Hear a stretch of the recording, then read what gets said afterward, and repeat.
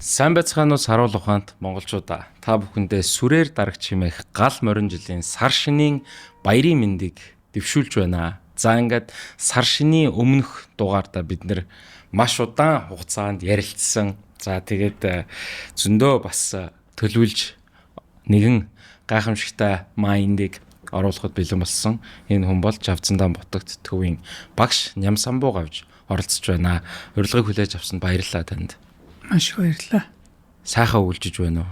Сайхан үлжиж байна. Сайхан үлжиж байна.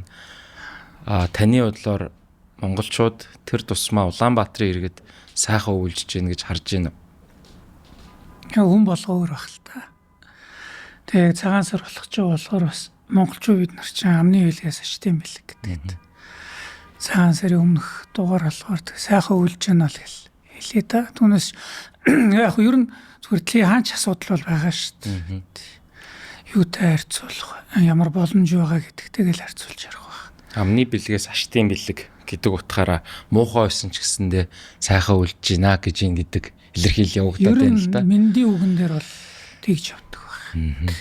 Таамар тайван байна уу гэхэд амар сайн байна л гэдэг болохоос шүү. Харин сүүлийн үед бөөр өвдөөдөө гэдэг нэг хариулт. Тэр дарааны ярианд гарч байна. Эхэндээ бол тавтай сайхан үлж гинэ. Дарган тавтай сайхан үлж. За тийм ээ тий. Шууд би өвдөж гинэ гэж эхлэхгүй л баг л та.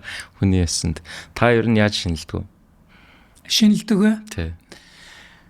Тий, баг байхад бол та би өвөө эмээтэйгээ орхон байсан. Цагаан сар бол хэл гоё. Тийм том ураг садны баяр. Манай өвөө эмээ чинь хамаатан саднууд дотор хамгийн настай нь болохоор цагаан сараас олон хоногийн өмнөөс эхлээл манай хамаатнууд цуглаал. Топоо цагаан сарын уул боо бэлтэн. Тэгэл бимбэ хийж ингээл нухацаагаал. Тэрнээс өмнө гурлаа авна. Шар тус мос эднэр бэлтэн. Жилчингээл хэрэн шар тус эднэрээ бацааж байгаа. Тэгэл хэл гой санагддаг байж ингээл бүгдээрээ зурцгаал өвөө их нандан тийм юуны хүү гаргаж ир. Манай ночлоор хідэн үйч байсан нэг тийм хуучин боовны гаргаж ирнэ. Тэгээ тэрүүгээр л өвөө яг хэвлэн л дээ. За. Тэгэл пад гэл бот хэвлцсэний дараагаар. Тэгээ тэрийг бүгдээр ингэ найтайгаа авч байгаа л тосондоо хайраал. Нэг тийм л байдаг ш. Тэр нэг үйл явдсан өөр хүүхдэд байхгүй байдаг ш. Тэгэл аргаж ирээл тэгэл одоо юм ховор байж хамаагүй идэхгүй гэхдээ л идэн л дээ боог суус чинь боогноос хамсан. За тэгээ жоохон чанарын шаардлага хангаагүй боо одоо бол хуваагаад идэн. Боог хийхэд оролцсон хүмүүстэй нэгний бооггүй явал тэр өнөр танар их л гоё байдаг байж л. Одоо хүнд чинь багын юм их гоё санагддаг шүү дээ. За тэгээд бууз бэлтгэх чинь тэгээд одоо манай үеэлүүд манай ээжийн ахын хүүхдүүд тэр бүгдээрээ цуглаал тэгэл махаа татаал чимгэл би тоолол гаргаал. Та тоолагч нэсэн. Өргөч тоол. Тэгээд тэгж цуглаад ингээд байж яхад их л инээгээл итгэс. Тэр одоо бодож явах тэгэл та манай үеэлүүд байна да. Тэр ингээл инээгээл ног инээл манай ах мах чинь нулимсаа харчаал инээгээл мах харчил тэгээд итгэс. Тэр нэг гоё идэг ш. Тэгэл битүүний өдөр манай өвөгийн хувьд бол их үрмөцөлтөө. Одоо бурхныхаа тахлыг бүрэн сольж байгаа юм л да. Бурхныхаа тахлыг солино гэдэг чих нандин гоё ажил. Тэгэхээр шар тосоор цуц их гоё. Манай өвөө говь алтах. Их сайхан 10 гүрлэр. Өнөр нь хан хийсэн тийм 10 гүрлэр л балин тахил шинээр хийгээл. Тэг өнгөрөөныхаа шилийг авчих л дотор балингуудын солиол. Өөнөх балингийнх нь юунаас бид нэр идээл. Чихэр нь байдгүйс бүтэн жил байсан чихэр хамгийн гоё чихрэлтэй тохоо идэв. Тэр нодон жилийн чихрийг нь идээл. Шинэ гоё чихэр нэг юм алтан хайрцагтай чихэр. Тэрийг нь хийгээл. Их л гоё идэв шүү дээ. Тэгээд бурхны боов гэд хайрц эдээний боов. Тэрүүгээрээ эдээ өргөөл амын сүлт нь хадаг өргөөл. Тэг бид нар нэг юм юу юм даа их асар хүндлэх зүйлтэй мэдрэмж гэх юм уу? Нөгөө бурхан маань гэл жилдээ тэр онгойд өнгөрөөг нь онгоолгоод хараал. Тэгэл тэр нэг юм өвөгийн тэгж нандгинж хүндэлж байгаа тэр байдал нь хүүхэд байхаас их дотн болж л тэ. Тэгээ шинэ нэгний өглөө бол тэгэл өглөө эртээ босол өвөө маань тэгэл арцгүйж өгөөлал золголт эхэлдэг. Өвөө эмээ хоёр настай байсан болохоор би энийг айлуу дээр золгох нь ерөн цөх. Өвөө эмээ тэрэл байгаа л тэгэл юм нэлтэл хэдэн зуун хүн ирдэг гэж. Тийм л дурсамж байна. Хүүхэд байхад үнэхээр гоё нүдэнд харагдтал чинь. Харин одоо үед нас биеийн түрээд лам болоод том цол хүртээд энэний дараа цагаан сар ер нь яаж өөрчлөгддөг юм болоо? Зүгээр яг лам хүний хувьд бол цагаан сар бол одоо хийдүүдийн лам нар өвлийн сүүл сар буюу ерөөс сарын өмнөөс эхлээл маш хачаалттай болдог. Бүтэн сарын өмнөөс эхлээд хийдийн тэр цагийн байлангууд гэд бүтэн жил одоо хадгалдаг гэх юм уу? Одоо бурхандаа өргөцсөн байж байдаг тэр байлангууд их солино л доо. Тэгэхээр удаан хугацааны ажил болдог. Наанаас бэлтэн байлангуудыг солиод хуучин байлангийн яадаг юм бол хуучин байлангийн ер нь хүмүүс авах нь их байдаг. Өөр юм нь бас ахаал нөгөө бурханы юу гэдэг юугаараа тий янз бүрийн байдлаар л ер нь айдстыг орсон ингээл хүмүүс явдаг. Жишээлбэл энэ харш юу л арьс марс ингээд яагаад байдаг шүү дээ. Одоо жишээл хүүтний харш гэдэг юм одоо тиймэрхүү их сайн л яриад байдаг л. Тэгээд төрхөө зүгээр болцсон гэдэг үнтэй би уулзчихлаа. Тэгээд энд итгэхгүй нөөний л асуудал. За зүгээр лам нар бол бүтэн сарын өмнөөс эхлээл тэр балингийнхаа тосыг нь бэлдэг. Энд чинь нарийн бас нандин урлаг шүү. Тосон урлал гэдэг. Чинь янз юмнууд юм шүү дээ. Ур хийцтэй. Тэр чинь олон лам нар цуглаж жаад ийм хориг татж жаад хамаагүй тийшээ орохгүй өөртөө хамаагүй гарахгүй хамаагүй хоолунд хэрэглэхгүй маш ариун цэврийг сах. Маш ариун цэврийг сахиж өөртөө ном хуурал бясалгал хийж яагаад сэтгэлээ маш ариун байлгаж байгаа. Одоо ер нь олон хоногийн туршлам нар тэр балин хийх хурлалыг одоо нэг Монголын нэг соёлын өв хадгалж байна л гэсэн үг л дээ. Балингаа хуралдаг. Тэгээд уншаач лам нар нь одоо цагаан сарын хурлагддаг чинь жилдээ нэг хуралдаг тийм хуур нандин хурлалтай. Тэгэхээр тэрний янг буюу одоо аялгууг нь давтна. Аялгууг нь нэлээ наанаас одоо их хүнзэт лам голчлам нараа дуудаж ирж чад хамтаа янга дуртын дуу шиг мэхтэй юм. Одоо ингэдэг шүү, ингэж нуглаа хийдэг шүү, ингэж өргөдөг шүү, цан ингэж зөгдөг шүү. Тасгал хийгээд гэл. За гівш буюу одоо чойрын ном хайдаг хүмүүс нь тэр цагаан сарын 15 хоног чинь номын мэтгэлцээ их болно л доо. Тэрвэр гавжийн дамжаанууд бол гавцал хамгаалж байгаа хүмүүс энэ өдөр хамгаална. За цоглон гээд 15 хоногийн турш хурлын голоор ингээд лам нар гол мөрөнд тусч яваад ном хаялцсан мэтгэлцээ өрнө. Тэгэхээр тэрэнд бэлдээд нөгөө гүн ухааныхын лам нар нь бол номын мэтгэлцээ буюу хаяан тавьд. За би энэтэй ингэж ном мэтгэлцэн тэгээд бэлтэнэ.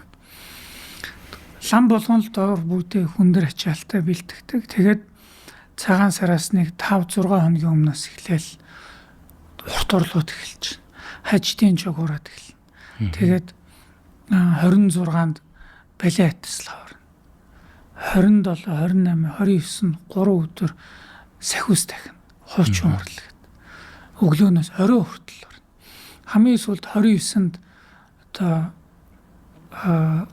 сар залаад тэгээд битүүний хурал бас эхэлтэй. Битүүний чи нөгөө сарын битүүн одоо сарын цагийн хуралтай 40 өдөр болохоор чинь өглөө хураад өдөр тэр өдөр чинь чогууд хурдаг байх юм олон урлуутай. Тэгээд сожин хорно. Тэдрийг 1-2 хүргэж хатаалаад тэгээд битүүнийхээ шүн орой эргээд лам нар цуглаа. Шүнжэнгөө цэтэр лам хорно. Лам сахиусыг.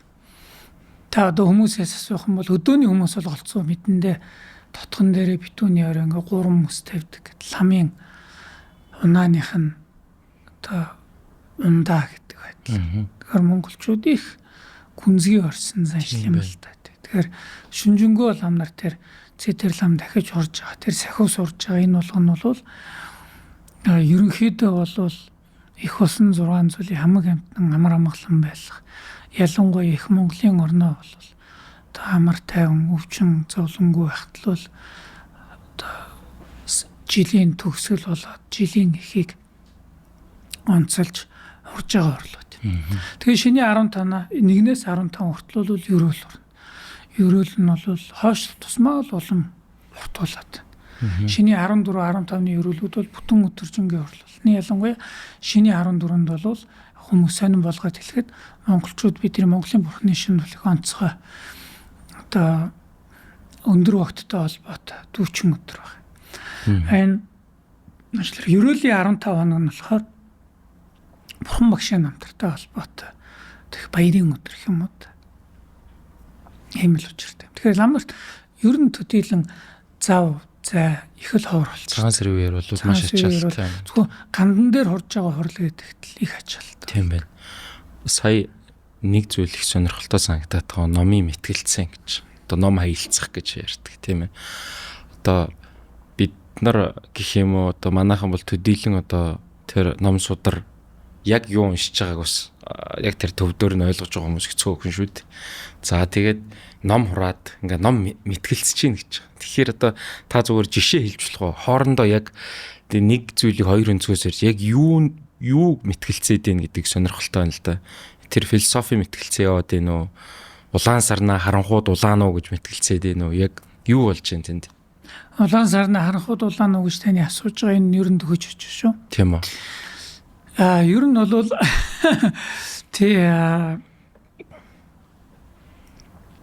миний бодлоор би өөрөө шашин судлаар Английн Бристлийн сургуульд мастер цалам авсан л та. Тэгэхээр энэ шашин судлал religious study гэдгийг тодорхой хэмжээнд бас заалгасан ойлголттой. Яг урдын барууны уламжлалт хэмжээсээр бол бурхны шин баг шашин биш болж таарад байдаг. Яг тэгэхээр шашин гэдэг ер нь голцоо шашин гэдгийг бол илүү жишээл Монголд бол шашин гэдэг бурхны шинаар л одоо 200 жилийн өмнө ойлгодог байсан шиг тэдний шашин гэдгийг бол голцоо тийс шашнаар л ойлгодог. Заавал бүтээгч эзэн байх ёстой. Түүнд итгэх ёстой. Түүнд итгээд бүх юм аврагдана. Нэг юм ингэж ижил шашин болох ёстой. Догма маягтай тийм ээ итгэл үнэмшил зорьсон. Тэгтэл бурхны шашин нэг алдартай үг гэдэг л та. Бурхан багш ялцсан гэлэн дагам ханамжид дөрвөө тэнийг бадаг ном гэж хэлдэг. Ерөөсө товч агуулга нь бол миний сургаалыг та нар одоо эргэлзээрээ миний сургаалт. Миний сургаалыг шалгаарай гэсэн. Шалгаарай.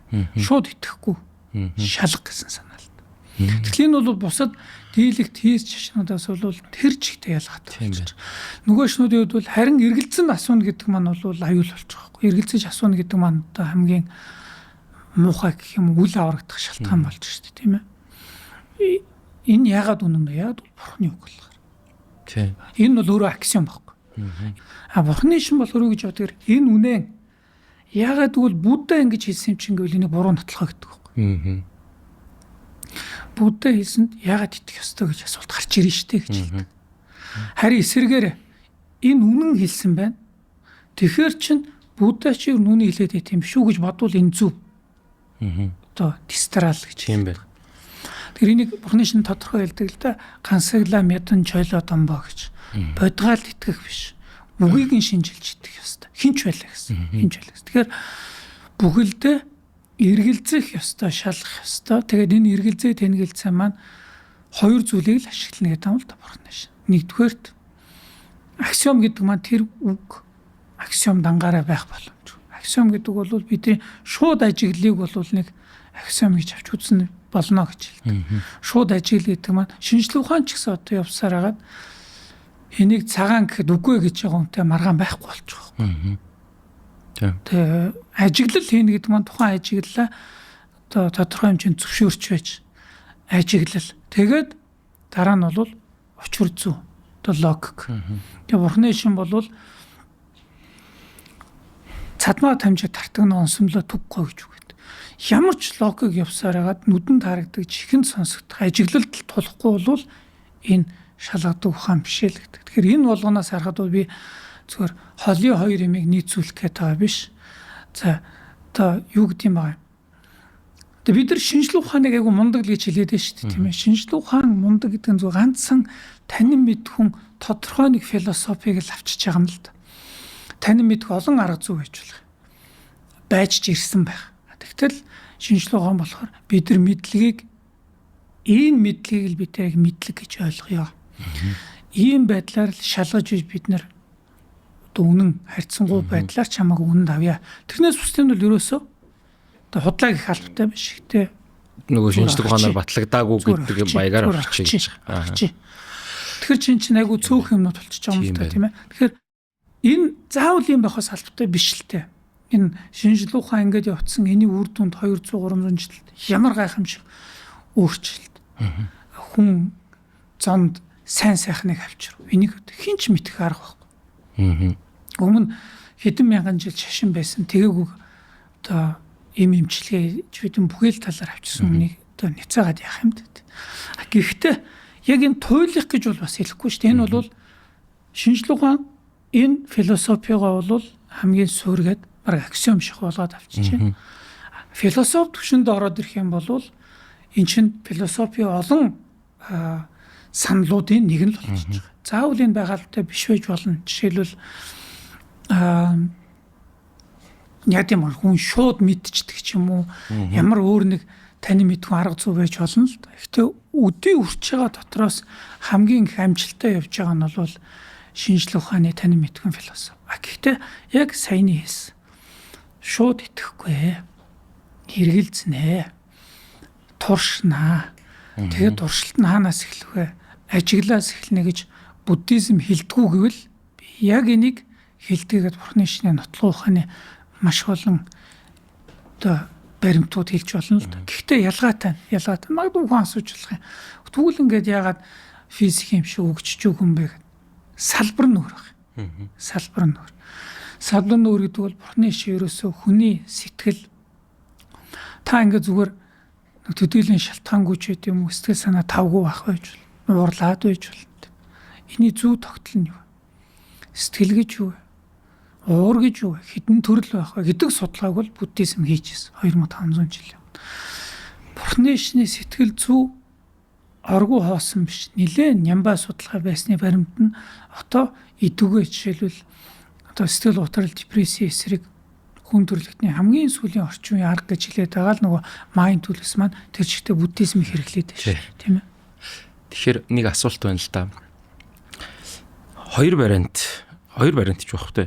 Нэг бол буддийн шашны одоо энэ номлолууд, сургаалууд. За тогтмол хувиршгүй бий.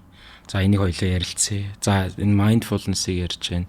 Бясалгал, дараа дахин төрөл гээл те reincarnation. Хизээ нэгэн цагт таны бодлоор шинжлэх ухаантайгаа яг мөргөлтхүү тэрэнд нэгдэхүү гэдэг утгаараа эсвэл албатай юу? Эсвэл заавал энэ бүх зүйл нь одоогийн байгаа бидний мэддэг шинжлэх ухаан гэж байгаа зүйлээс баталгаа, validation авах хэрэгтэй юу? Одоо нийтээр шинжлэх ухааны нотлохыг шинжлэх ухаан гэдгийг одоо үнэхээр энэ мундаг байгаа болохоор маш их зөвшөөрч байгаа болохоор шинжлэх ухаанаар хэрвээ буддизмын ойлголтууд нотлогдвол маш сайн л байна л да. Маш сайн байна. Тийм боломж байгаа юу байхгүй. 2-3%. За нэгдүгээр жишээлбэл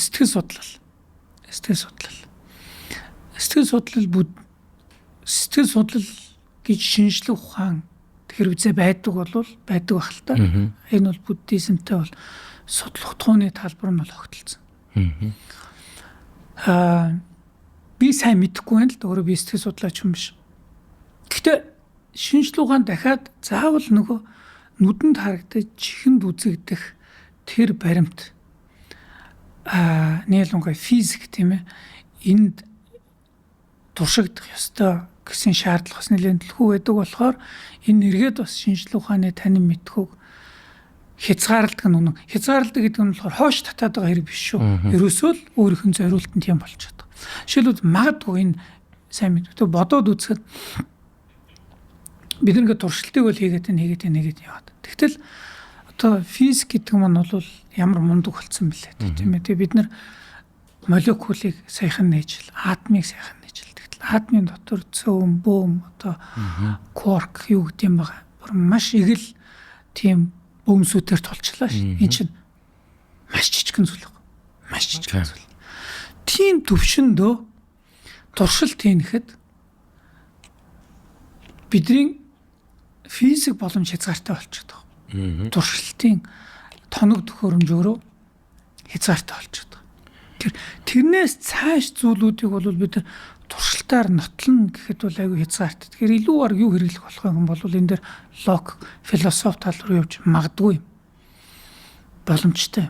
Яг бол судалгааны тоног төхөөрөмж энэс цааш гарцгүй болчиход байна шүү дээ. Тэрний цаана яах юм бэ гэдэг бид нэр тоног төхөөрөмж биш баг бодлын төвшөндөө шийдэх шаардлага байж болох. За нөгөө тал чи сэтгэл судлал. Сэтгэл судлал гүнзгийрч байна, мундаг болж байна. Гэтэ жишээлбэл яг тэр хүн юу бодож байгааг ч гэдэм юм уу. Тэр хүн юу мэдэрч байгааг жишээлбэл шууд аливаа нэгэн судалгааны тоног төхөөрөмжийн хүчээр мэдэх боломж одоо хөгжиж л байгаа бах. Түүнээс ш энэ ч бас нэг хязгаартай яваад исэн байхгүй. Сэтгэл судлал мань голцоо цаад хүмүүсийнхээ ярилцлаганд л шүтэж дүгнэлтүүтэй гаргаад шүү дээ. Сая надад хитайхан бол сая тэрийг үнэн гэж авч. Тэгтэл энэ үнэн байх боломжтой юм. Худал байх боломж тэр худлаа хэлсэн байл яах. Тийм ээ. Тэгэхээр яг сэтгэл судлалыг шинжилгээ ухаан бол яг юунд суурилж байгаа тэр бол өөрөөр хэлбэл сэтгэл судлал маань өөрөө невролог буюу эргээд дахиад эдийн шинжилгээ бодит юмтайгаа холбогдож байж тэрэнд баримтчих маягтайч бол тийм үү яадаг ч. Бурхны шин бол энийг нэлээ хөнгө авчиж байгаа юм л да. Сэтгэл оюун гэдэг бол материал үзүүл биш л гэж байна. Материал үзүүлэлт маш уялдаж болно. Жишээлбэл би нэг гуниг төрөхөд энэ дотор нэг даавар юм уу допамин юу байт юм байгаа нэг юм урал явагддаг байж болно. Гэтэ тэр гуниг гэдэг бол өөрөө материал үзүүл биш ээ. Үнээр илэрхийлэгдэх зүйл биш. Жишээлбэл таныг одоо 70 хэдэн килограмм ч үт тийм ээ. Явж зүгээр нэг хими элементүүд өст. Тэгэхээр амарчин болвол юу гэдэг юм байгаа хэдэн килограмм нүүрс төрөх ч юм аа, хэдэн килограмм хүчил төрөх ч юм аа, цайрны хэдэн грамм юм аа. Энэ бол амарчин юм аа гэж тодорхойлж болохгүй шүү дээ. Амарчин гэдгийн цаана хүчнөө олон утга агуулга байгаа шүү дээ. Нийгмийн агуулга байгаа шүү дээ. Тийм ээ. Антропологийн агуулга байгаа шүү дээ. Тэрнтэй ижилхэн оюун санаа гэдэг маань бол дан физик үзэгдэл биш. Оюун санаа гэдэг бол өөрөө бие даасны бодит оршихуй юм аа. Физик биш бодит оршихуй байна л гэж хэлээд байгаа юм л да. Тэгэхээр энийг судлан, хөгжүүлэн, дүгнэлт хийнэ гэдэг маань заавал физик тоног төхөөрөмж биш. Зүгээр ажиглалын дунд гэдэг маань дахиад хүн өөрийнхөө сэтгэлийг гэж. Одоо нэг лаборатори нь миний өөрийн сэтгэл болно л гэсэн. Энэ дээр анзаарч, туршиж, хийж, тодорхойлж явж хөгжиж болно. Гитсэн нь нэг юм. Одоо 2500 жилийн өмнө буддизмын нэг сонин хөгжлийн юу болчих юм л да. Хөгжих явц болчих.